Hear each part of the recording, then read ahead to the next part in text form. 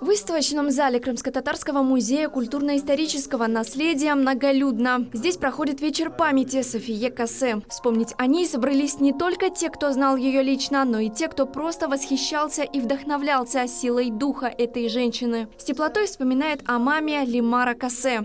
Мы были не просто так мать и дочь, мы были друзьями. Ее советы мне очень часто помогали в жизни.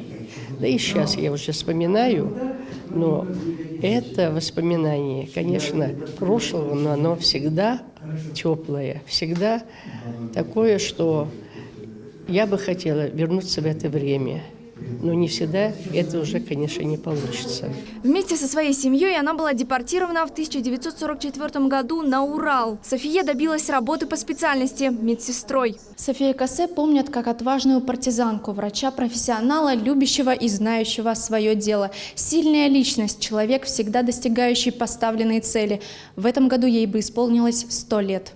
После окончания Ташкентского мединститута работала врачом. В то же время София Кассе увлекалась фотосъемкой, обучалась на курсах в Шаболовском телецентре в Москве. С улыбкой о бабушке вспоминает внучка София. Она была очень позитивным человеком, как сейчас любят говорить. Она давала надежду, она никогда не склоняла голову, руки. Она была настоящим борцом. И, надо сказать, выходила всегда победителем из всех жизненных ситуаций. Так что вот так вот я вспоминаю всегда, когда я думаю о корнях. Это очень важно. София Кассе была лично знакома с дважды героем Советского Союза, легендарным асом Амитханом Султаном. Именно она, объехав практически все регионы, где жили крымские татары, организовала сбор средств на установку гранитного памятника заслуженному летчику-испытателю на Новодевичьем кладбище в Москве. Она постаралась всего из своей возможности и морально, и материально поддержать Амитхана Султана.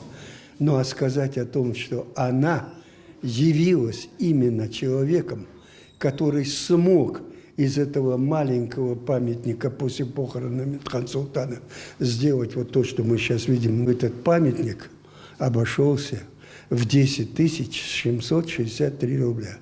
Она мне показывала эту смету, по которой это все было.